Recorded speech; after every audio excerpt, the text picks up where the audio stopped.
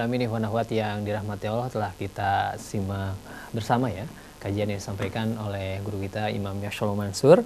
Beliau mengkaji Quran surah Ar-Ra'd ya, Quran ayat yang ke-28, dan ini mengenai zikrullah, menenangkan hati. Dan ikhwan akhwat, kita juga akan melanjutkan kembali penjelasannya, akan dilengkapi oleh beliau. Jadi zikrullah yang menenangkan hati itu akan menghasilkan hal-hal positif seperti apa? Kembali kelanjutannya seperti apa? Ikhwan akhwat yang sangat disayang oleh Allah Subhanahu wa taala. Jadi tadi zikir yang utama, yang baik, yang terbaik bahkan adalah zikir yang menghadirkan hati. Walaupun zikir dengan lisan saja itu sudah baik ya. Tapi yang terbaik adalah zikir yang menghadirkan hati. Apa buahnya zikir yang menghadirkan hati ini? Minimal ada 10 buahnya, paling tidak ya. Satu, orang yang zikir dengan hati, dia tidak akan punya rasa benci. Dia tidak akan membenci orang lain. Jadi yang dibenci apanya? Perbuatannya. Karena dia merasa semua ini makhluk Allah Subhanahu wa taala. Nah, jadi inilah yang pertama. Hidup kalau sudah tidak ada rasa kebencian, ya insya Allah tenang hidup ini. Dengan istri tidak ada rasa benci. Bahkan seandainya pun istri itu berbuat salah, udah benci tidak ada, hilang rasa. Anak salah pada kita, tidak ada benci. Bagi para dosen atau para guru misalnya menghadapi anak-anak yang kurang berprestasi atau mendapatkan nilai yang kurang baik, tidak ada rasa benci, tidak ada. Karena apa? Yang dia ingat Allah Subhanahu wa taala. Baru satu aja sudah nikmat.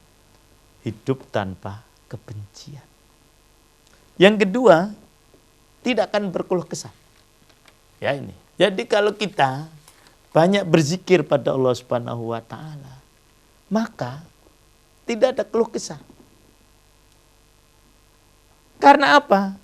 Karena dia yakin akan pertolongan Allah Subhanahu wa taala.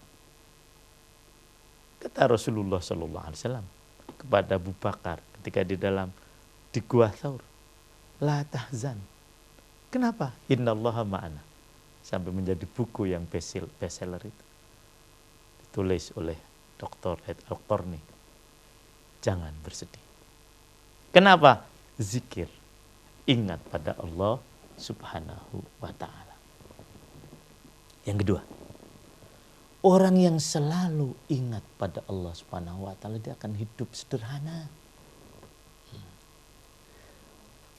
Hidupnya akan selalu sederhana. Walaupun mungkin kedudukannya tinggi, walaupun harta melimpah, jabatan tinggi, pengaruh banyak, tetapi dia selalu hidup sederhana. Kalau dia selalu ingat pada Allah Subhanahu wa ta'ala. Yang keempat, orang yang zikir, ingat pada Allah dengan hatinya, dia akan selalu berprasangka baik. Ini yang keempat. Berprasangka baik kepada Allah Subhanahu wa ta'ala. Karena hatinya selalu ingat pada Allah, maka dia akan selalu berprasangka baik. Baik kepada Allah Subhanahu wa ta'ala maupun kepada makhluknya. Maka Rasulullah pernah mengingatkan, iyyakum wazzon fa inna zonna akdzabul hadis. Hindari prasangka yang buruk. Karena prasangka itu adalah sedusta-dusta pembicaraan. Di dalam kan mengatakan juga begitu. Jangan banyak berprasangka. Nah, kalau orang ingat kepada Allah Subhanahu wa ta'ala, kepada sesama manusia, dia akan selalu berprasangka baik. Kecuali yang sudah jelas-jelas tampak kejahatannya. Nah ini sudah tentu kita tidak berprasangka lagi, tapi kita memang sudah melihat dia jahat. Pada Allah pun begitu. Nikmat hidup ini kalau selalu zikir pada Allah Subhanahu wa taala. Nah, ini yang akan membuat orang tentram. Atau ketentraman yang akan menghasilkan prasangka baik tadi. Kemudian yang kelima, selalu tersenyum. Jangan meremehkan senyuman para ikhwan semuanya. Senyuman adalah menandakan kalau hati itu selalu ingat kepada Allah Subhanahu wa taala. Rasulullah SAW kalau berbicara selalu dihiasi dengan senyum. Jarang sekali beliau menampakkan wajah kemarahan. Kecuali kalau memang beliau harus marah. Tapi selalu beliau tersenyum. Bahkan beliau mengingatkan kepada kita semuanya. Tabassumuka fi wajhi akhika shadaqah. Senyumanmu di depan saudaramu adalah shadaqah. Ini yang kelima. Orang yang hatinya tenang akan banyak tersenyum. Kenapa hatinya tenang? Karena dia ingat kepada Allah dengan menghadirkan hati. Kemudian yang kelima, yang keenam maksud kami. Dia akan senang memberi. Zikir atau ingat kepada Allah mendorong orang untuk senang memberi. Karena dia yakin bahwa semua yang dia berikan kepada orang lain pasti akan mendapatkan ganti dari Allah Subhanahu wa taala. Yang dia ingat dalam segala kondisi. Jadi orang yang hatinya selalu ingat pada Allah, dia mudah memberikan. Dia akan menjadi orang yang dermawan. Dia tidak mau menikmati nikmat Allah itu sendiri. Yang ketujuh, dia akan mendoakan orang lain. Bahkan di luar sepengetahuan saudaranya itu. Nah, doa yang demikian ini dahsyat sekali. Ikhwan akhwat. Rasulullah sallallahu alaihi wasallam pernah bersabda, "Da'watul muslim li akhihi bidhahril ghaib mustajabah inda ra'sihi malakun muwakkalun kullama da'a li akhihi bi khairin faqala al malak al muwakkal bih amin walaka bimithli." Yang artinya doa seorang muslim kepada saudaranya bidhahril ghaib dengan tidak tampak, tidak di depannya, jadi dia ada di tempat yang lain. Itu adalah mustajabah. Di atas kepalanya, kepala orang yang berdoa tadi, ada malaikat yang ditugasi oleh Allah Subhanahu wa taala. Malakun muwakkalun. Kullama da'a li akhihi bi khairin, setiap kali dia mendoakan saudaranya dengan doa, dengan kebaikan, berkata malaikat, amin walaka bimithli. Semoga Allah mengabulkan doa kamu dan kamu akan mendapatkan seperti itu. Ini orang yang hatinya tenang karena zikir pada Allah Subhanahu wa taala akan banyak mendoakan orang lain. Dia tidak hanya berdoa untuk dirinya sendiri. Karena doanya itu akan diaminkan oleh malaikat. Yang kedelapan, dia tidak ada rasa iri dan dengki. Nah, Apa iri itu?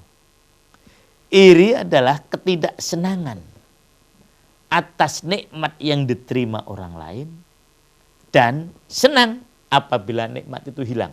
Nah, coba para ikhwan akhwat kita nilai.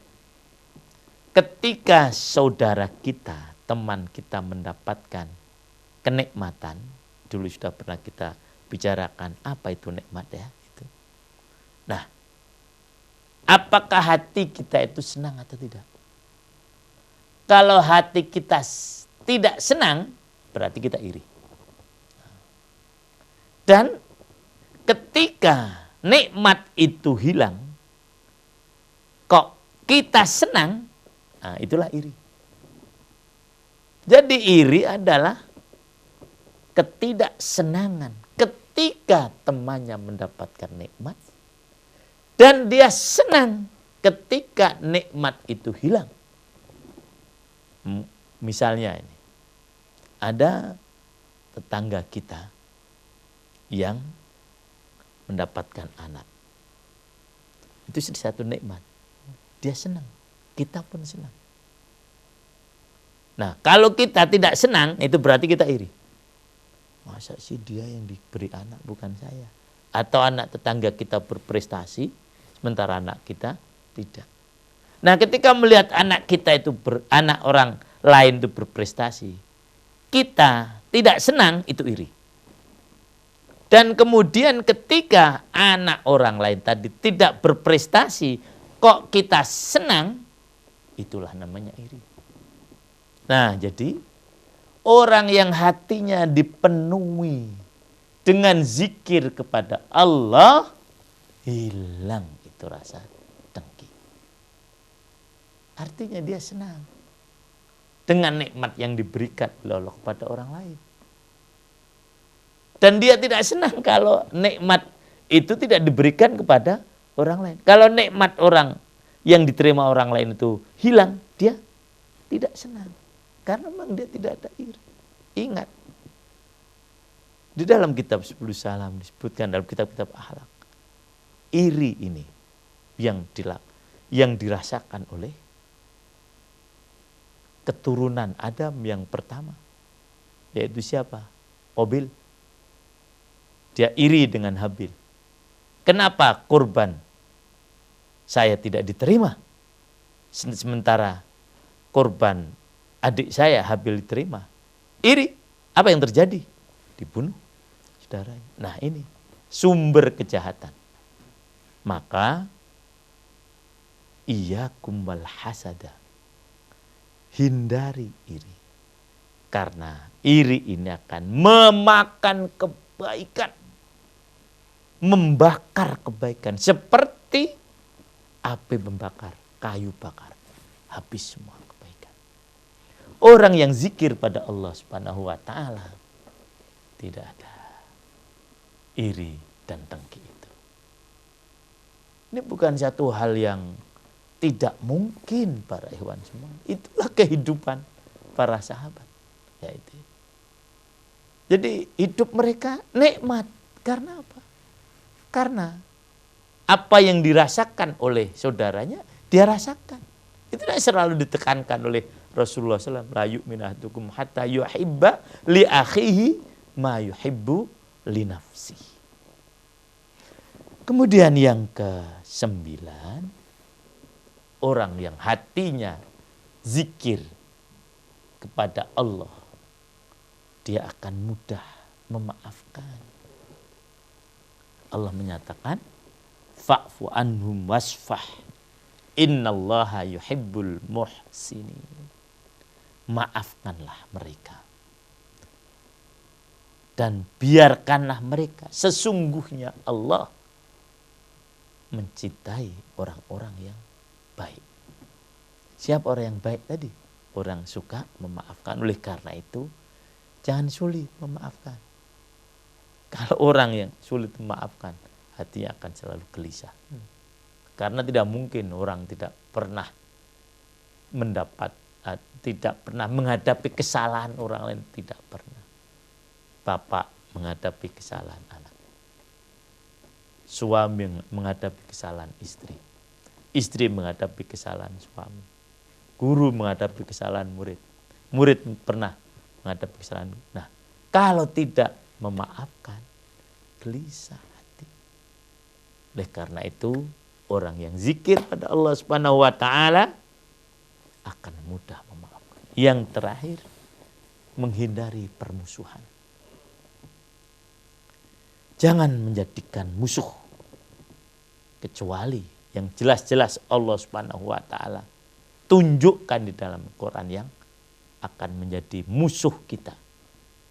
Siapa musuh kita? Setan.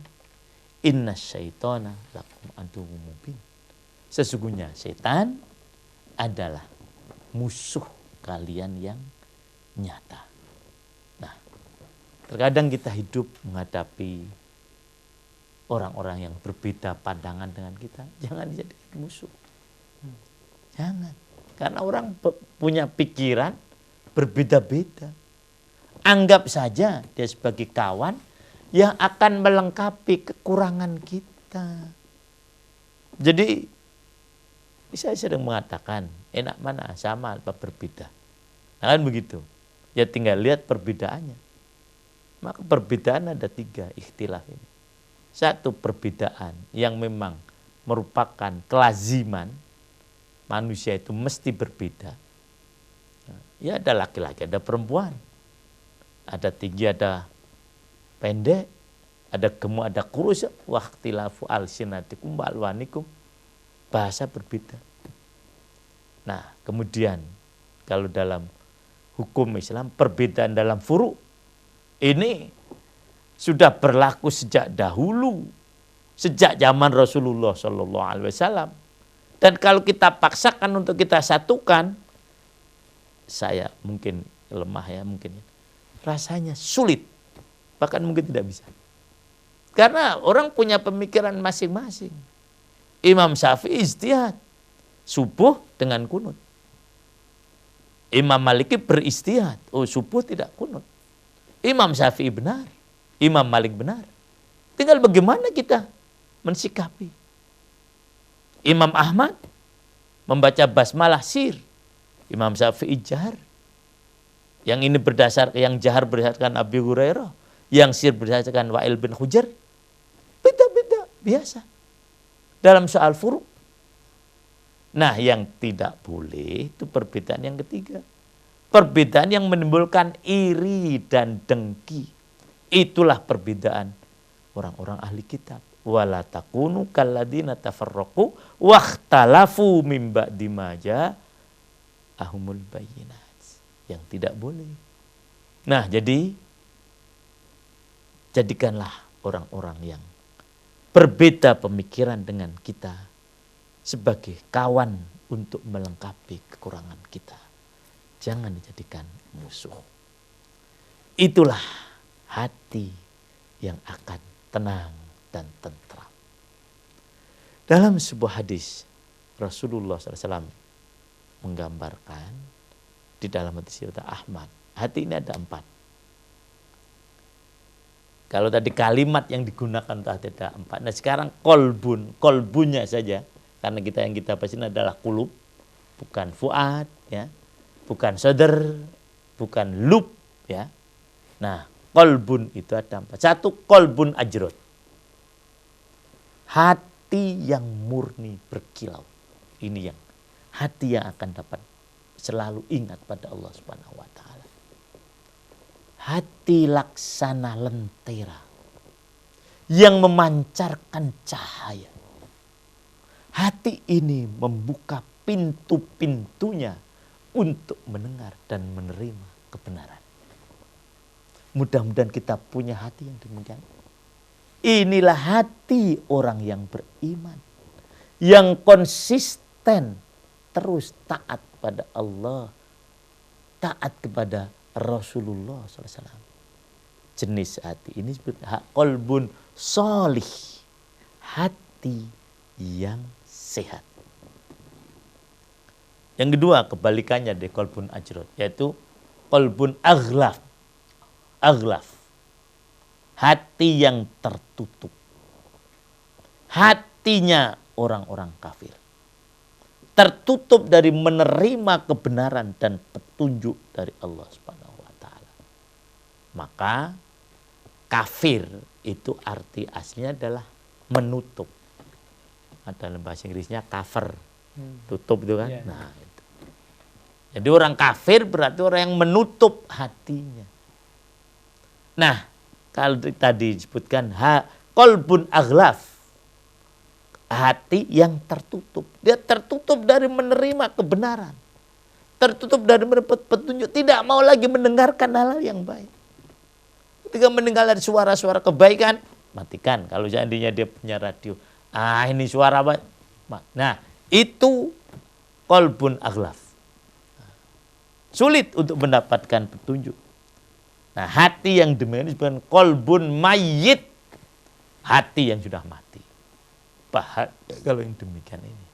Ini sulit untuk zikir pada Allah Subhanahu wa taala. Nah, kemudian yang ketiga, qalbun mangkus. Hati yang terbalik. Ini hatinya orang munafik. Sebenarnya dia mengetahui kebenaran Islam. Sebenarnya dia mengetahui kebenaran, tetapi dia mengingkarinya, bahkan dia memusuhinya. Itu orang-orang kafir. Susah kan dengan ini. Di dalam surah Al-Baqarah dibahas lebih panjang daripada pembahasan soal orang-orang kafir. Karena memang ini membahayakan betul. Bahkan ada surah khusus, surah Al-Munafikun. Nah, orang yang berdemikian ini hatinya adalah qalbun marid. Hati yang sakit. Fi qulubihim maradun fazadahumullahu maradun. Nah, kemudian yang keempat adalah qalbun musaffah. Hati yang berlapis. Hati yang di dalamnya terdapat keimanan dan kemunafikan. Nah, keduanya ini saya yang tarik-menarik. Yang menang nanti akan mendominasi yang kalah. Jadi akan baik ngajak ini. Tapi yang buruk akan buruk ngajak. Nah, saling terus berperang dalam hati. Dan ini kita rasakan kadang-kadang. Mendengarin nggak gitu ya? Dengarin nggak? Nah, nanti kalau yang menang, dengarin, dia akan dengar. Nah, ini kalau radio ya. Tuh. Kemudian TV, lihat apa enggak. Itu. Nah, mohon maaf, ini mungkin siaran yang lain ya. Dia lebih senang. Lihat. Itu yang menang. Kalau yang dia lihat siaran yang tidak baik, yang menang tadi musaffah tadi, musaffah tadi, yang menang berarti yang jahat. Kita akan mendominasi. Yang baik jadi kalah. Tapi kalau ketika perang, misalnya kita dengar azan subuh. Nah, ini jelas ini hati. Apa sholat, apa enggak? Apa sholat, apa enggak? Akhirnya sholat, menang dia itu yang baik. Akhirnya enggak usah sholat, menang yang buruk. Nah, itulah 4 macam hati. Nah, mudah-mudahan hati kita bisa menjadi hati yang ajrod, hati yang murni, sehingga dapat zikir kepada Allah Subhanahu wa taala, sehingga kita dapat tenang dalam menghadapi gejolak kehidupan ini. Demikian ikhwan akhwat, kajian kita tentang surah Ar-Ra'd, surah yang ke-13 ayat yang ke-28. Alladzina amanu wa tatma'innu qulubuhum bidzikrillah, ala bidzikrillahi tatma'innul qulub. Demikian, mudah-mudahan ada manfaatnya. Baik ya, terima kasih Imam atas penjelasannya cukup panjang dan lengkap insya Allah. Dan banyak hal, mungkin ilmu yang baru, semoga menambah ilmu kita dan menjadikan wawasan juga untuk kita semua mengenai zikir yang menenangkan hati. Dan ikhwan akhwat, selanjutnya kita akan langsung ke sesi tanya jawab. Sudah banyak sekali nih pertanyaan yang masuk ya. Saya coba bacakan yang pertama dari 0856595127. Sekian dari hamba Allah. Assalamualaikum warahmatullahi wabarakatuh. Waalaikumsalam warahmatullahi wabarakatuh. Imam, bagaimana katanya dengan kondisi umat Islam saat ini yang sangat memprihatinkan dengan penyakit hatinya, yang membuat umat ini tidak mau bersatu dan saling menyalahkan satu sama lain. Terlebih jika para pemimpin kita sudah lupa berzikir kepada Allah. Bagaimana nasib umat ini? Akankah kita semakin tertindas karena kezaliman mereka? Ya. Memang ya, sumber daripada kesatuan dan perpecahan itu hati sebetulnya. Maka ketika Allah Subhanahu wa taala menjelaskan kepada kita tentang kehidupan berjamaah yang disebut oleh Allah Subhanahu wa taala, di situ adalah soal hati. Coba kita lihat pada ayat yang ke-103 dari surah Ali Imran, kan jelas. A'udzubillahi minasyaitonir rajim. Wa'tasimu bihablillahi jami'an wa la tafarraqu. Wadhkuru ni'matallahi 'alaikum idh kuntum a'da'an fa'alafa baina qulubikum fa asbahtum bi ni'matihi ikhwana wa kuntum 'ala syafa hufratin minan nari fa anqadhakum minha kadzalika yubayyinullahu lakum ayatihi la'allakum tahtadun. Dan berpegang teguhlah kalian semuanya dengan tali Allah jami'an secara berjamaah. Ini hal kondisi berpegang kepada tali Allah itu adalah dengan berjamaah. Jadi berpeganglah kalian semuanya. Fa'ilnya adalah wawu, domirnya antum. Ya. Bagaimana cara berpegangnya? Jami'an secara berjamaah. Maka dari itu ketika menafsirkan ayat ini, Ibnu Katsir menukilkan hadis-hadis tentang berjamaah. Antara lain, innallaha yardha lakum thalathan wa yakrahu lakum thalathan. Yardha lakum an ta'budullaha wa la tusyriku bihi syai'an wa an ta'tasimu bihablillahi jami'an wa la tafarraqu wa an tunasihu man wallahu amrakum. Allah ridho kepada kalian 3 perkara. Ridho apabila kalian menyembah Allah dengan tidak mensekutukannya dengan sesuatu. Allah ridho apabila kalian berpegang kepada tali Allah jami'an secara berjamaah. Wala tafarraqu dan tidak berpecah belah. Dan kalian memberikan nasihat kepada orang yang diserai oleh Allah untuk mengurus urusan kamu. Wa yaqra'u lakum thalathan. Dan Allah benci kepada kalian 3 perkara. Qila wa qal, berbicara tanpa dasar. Wa kathratas su'al, dan banyak bertanya. Wa idhu atal mal, dan menyia-nyiakan harta. Ketika menjelaskan tentang apa itu jamaah, hadis riwayat Ahmad ditampilkan, ma'ana alaihi wa ashabi. Yang namanya jamaah adalah apa yang aku Rasulullah dan sahabatku berada di atasnya. Jadi jamaah ini bukan organisasi, bukan pemikiran manusia, bukan kelompok, nama kelompok buatan manusia, bukan. Atau mungkin negara dan negara, bukan. Jamaah ini syariat. Sama seperti kita sholat. Nah, hanya dengan berjamaah inilah kita akan dapat bersatu. Seperti bersatunya umat Islam di masa Rasulullah SAW dan masa sahabat.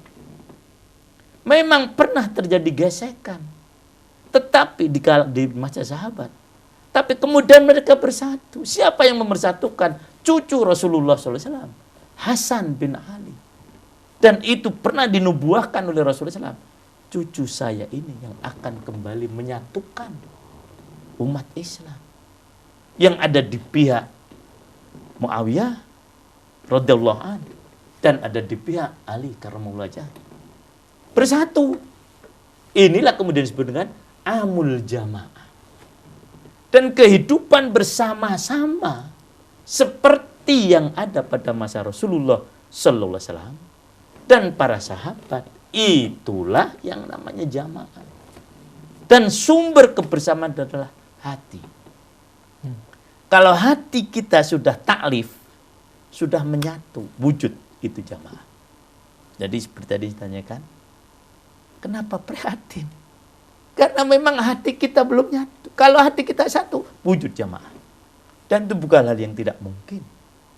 Karena memang muslimin ini fitrahnya bersatu.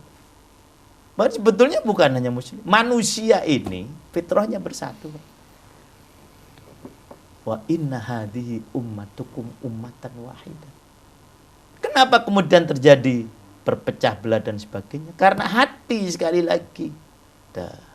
Bukan soal kesatuan bangsa, bukan kesatuan suku, bukan kesatuan kelompok, tapi yang bisa menyatukan adalah hati.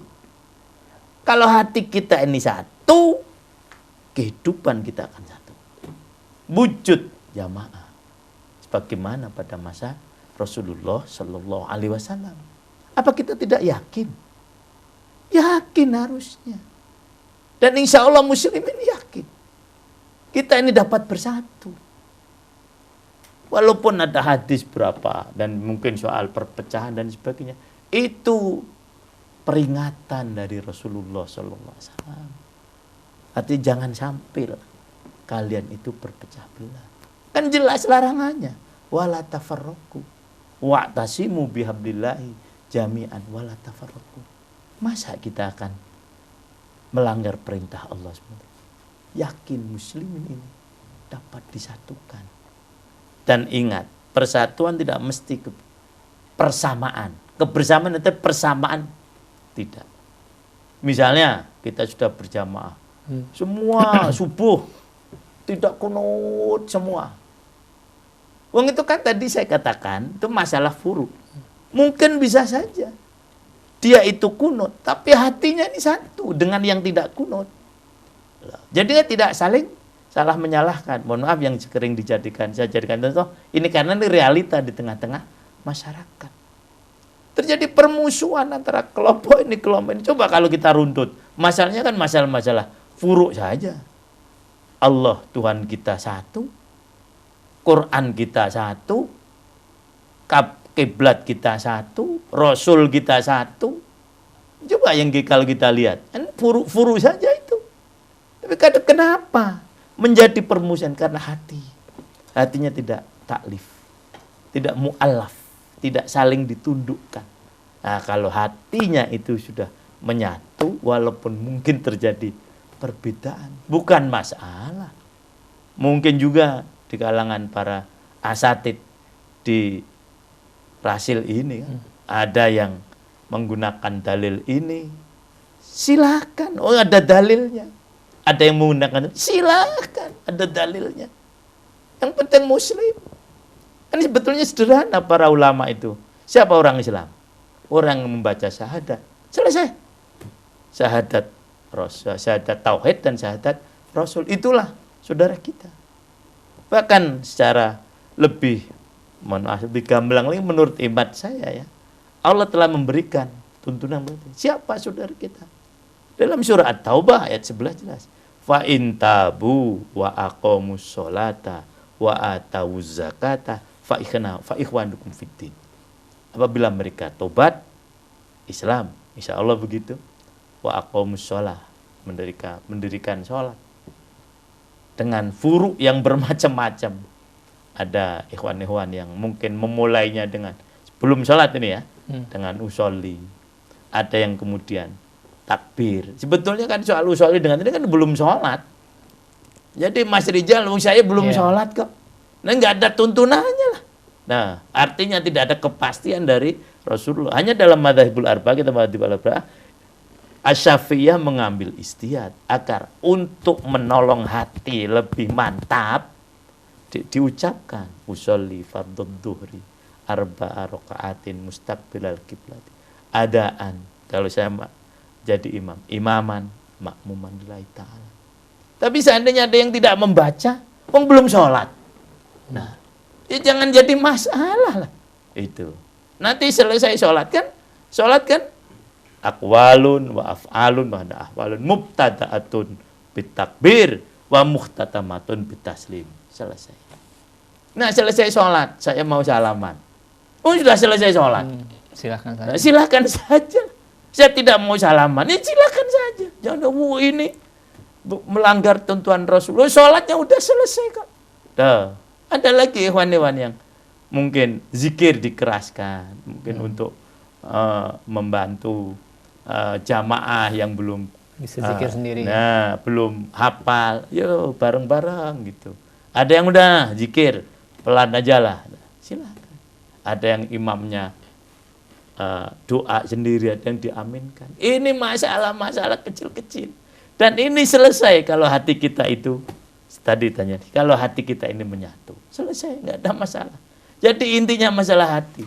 Maka betul kata Allah Subhanahu wa taala, fa'allafa baina qulubikum fa'asbahtum bi ni'matihi ikhwana. Dengan hati yang menyatu, kita bisa menjadi bersaudara.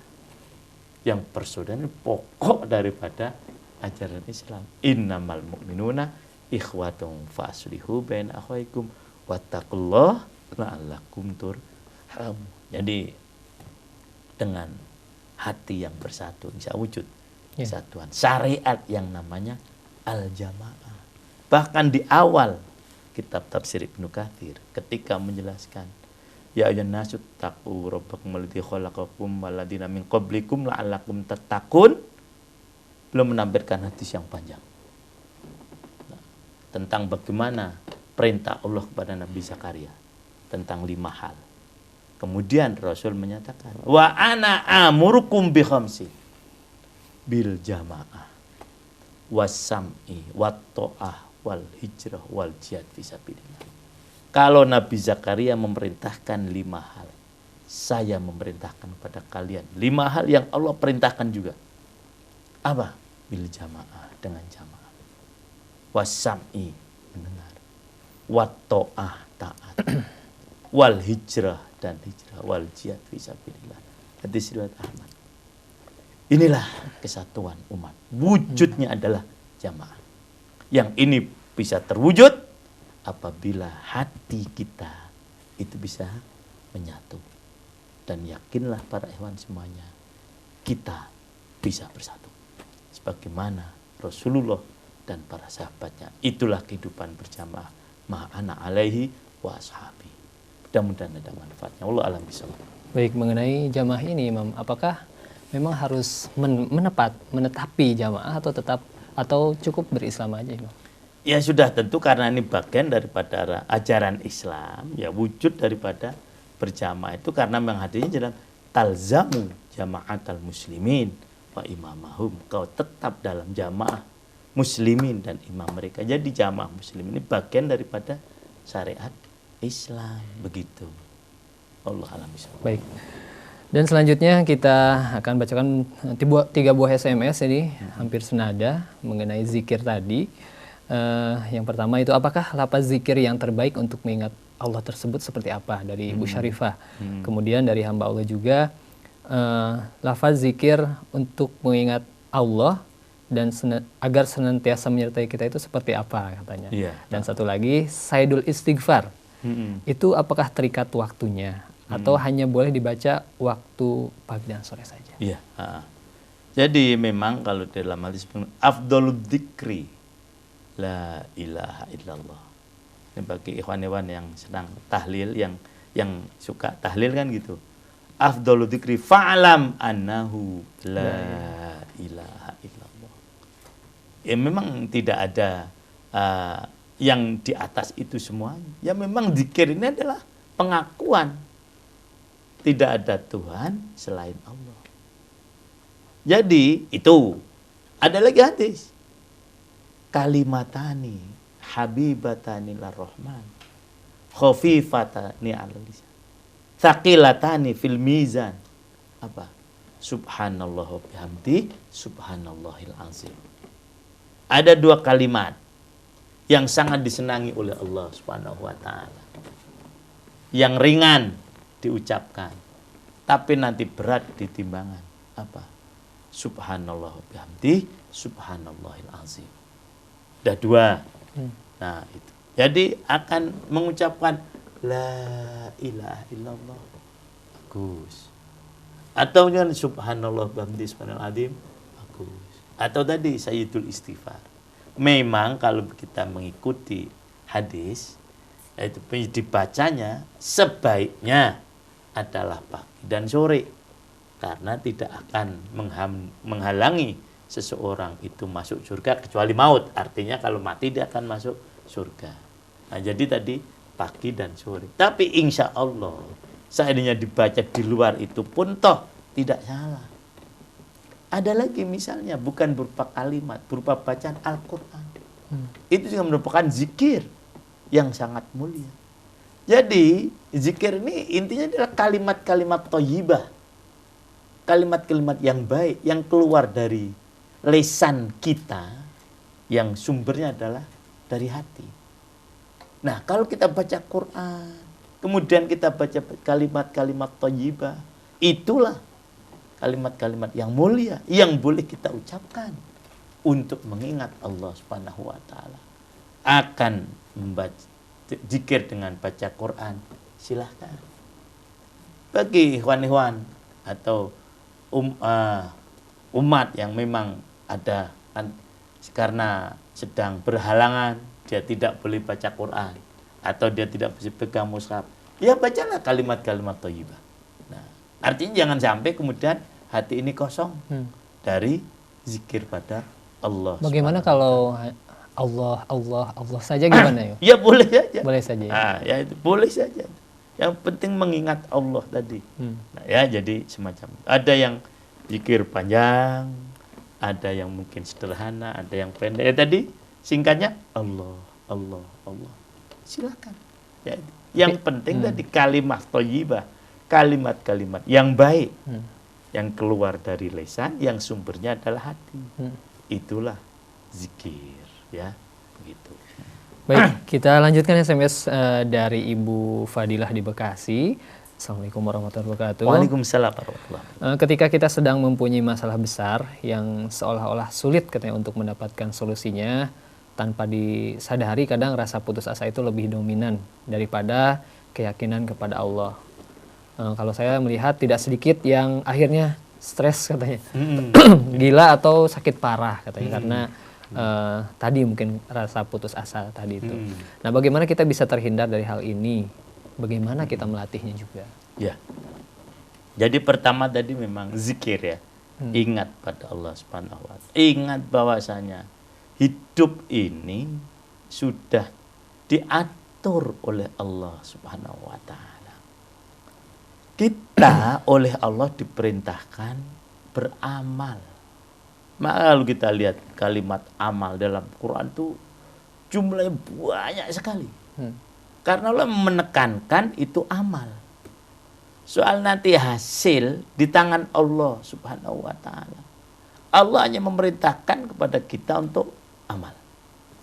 Kalau tadi hubungannya dengan sakit, ya. Allah Subhanahu wa taala memerintahkan kepada kita melalui lisan Rasulullah untuk berobat. Nah, kemudian yang menyembuhkan saya Allah. Fa idza maritu kata Nabi Ibrahim, fa huwa yashfin. Allah yang menyembuhkan. Nah, untuk sembuh dohiriyahnya, perantaranya adalah dengan berobat, tadawu. Berobatlah. Karena Allah tidak mendatangkan penyakit kecuali mendatangkan obatnya.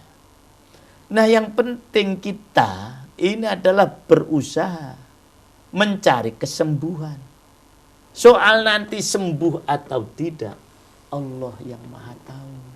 Nah, maka kalau kita yakin dengan ketentuan Allah Subhanahu wa taala, nah, kita tidak ada ruginya. Karena apa? Ketika kita berobat, ketika sembuh, alhamdulillah. Nah, ketika tidak sembuh, kita sudah melaksanakan perintah Allah dan itu bernilai pahala. Biaya yang kita keluarkan untuk kesembuhan kita dinilai sedekah oleh Allah Subhanahu wa taala. Jadi tenang kalau kita ingat Allah Subhanahu wa taala. Maka tidak ada kata putus asa. Wala tayasu min rohillah. Innahu la yayasu min rohillah illal qaumul kafirun. Orang-orang kafirlah yang putus asa. Kalau kita orang yang beriman, tidak mungkin putus asa. Karena apa? Kita yakin, kan tadi ingat pada Allah. Semua sudah ditentukan oleh Allah Subhanahu wa taala. Nah, kita sebagai makhluknya tinggal menjalani apa yang diperintahkan oleh Allah Subhanahu wa taala. Kalau boleh kita buat contoh adalah kehidupan Rasulullah sallallahu alaihi wasallam. Beliau bekerja dengan maksimal. Tapi yang menentukan hasil adalah Allah Subhanahu wa taala. Beliau tinggal di Makkah yang disebut dengan waktu Makkiyah. 13 tahun. Berapa yang masuk Islam? Berapa masuk Islam? Tidak lebih dari 100. Nah, tetapi selama 10 tahun. Selama 13 tahun. 13 tahun. Nah, itu. Nah, kemudian Allah merintahkan beliau hijrah Madinah. Nah, bukan kehendak beliau. Itu. Beliau nunggu perintah Allah Subhanahu wa taala. Pindahlah beliau hijrah ke Madinah. Berapa? 9 tahun. Ribuan yang masuk Islam. Hasilnya di tangan Allah Subhanahu wa taala. Kita tinggal berusaha. Nah, begitu juga tadi kita sakit, yaitu ini. Atau kita menghadapi problematika yang besar dan sebagainya. Usaha sajalah, Bu. Usaha bagaimana menyelesaikan masalah ini. Kalau kita tidak mampu, serahkan kepada yang membuat masalah, yang memberikan kepada kita masalah. Jadi ketika kita mendapatkan permasalahan, kita sedang diuji oleh Allah. Nah, menghadapi ujian ini tergantung kita. Bagi orang yang memang ingin meningkat derajatnya, menghadapi ujian senang. Saya nih sebentar lagi akan menghadapi ujian, akan mendapatkan peningkatan. Sama seperti Mas Rijal misalnya, akan masuk perguruan tinggi. Apa dulu? Ujian dulu kan? Ujian dulu. Nah, tes dulu. Ini ada orang yang sedih, ada orang yang senang. Tapi senang nih, karena setelah ini saya akan di perguruan tinggi. Ini perguruan tinggi selesai, wah menghadapi ujian. Berarti ini mau selesai nih saya. Senang dia. Nah, tapi nanti terus di S2 begitu, S3 begitu.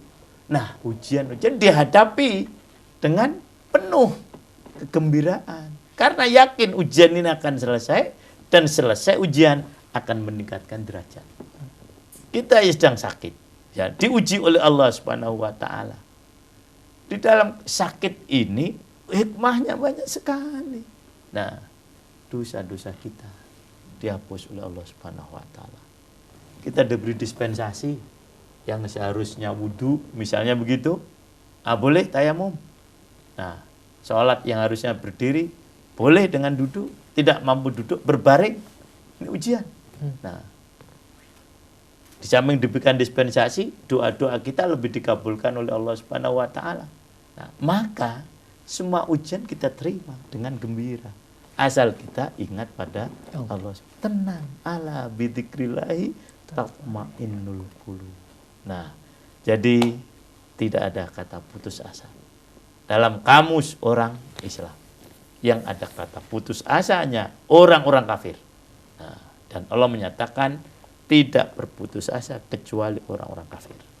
Maka marilah kita hilangkan sifat-sifat negatif termasuk keputusasaan tadi, dan itu akan hilang manakala kita ingat pada Allah Subhanahu wa taala. Demikian Allah. Baik. Nah, mungkin SMS dari Ibu Fadilah menjadi SMS terakhir di kesempatan ini karena waktu yang terbatas, dan sebelum diakhiri mungkin seperti biasa kesimpulan singkatnya. Silakan. Jadi bahwasanya dengan zikir kepada Allah, hati kita akan tenang. Dan ketenangan dalam berzikir akan diperoleh manakala dalam zikir kita menghadirkan Allah Subhanahu wa ta'ala di dalam hati. Kemudian dengan menghadirkan Allah Subhanahu wa ta'ala pada waktu berzikir, maka akan menumbuhkan berbagai macam sikap positif yang membuat hati kita menjadi tenang. Allah a'lam bishawab. Baik, terima kasih kami ucapkan kepada Imam Shalom Mansur atas kajiannya di sore hari ini.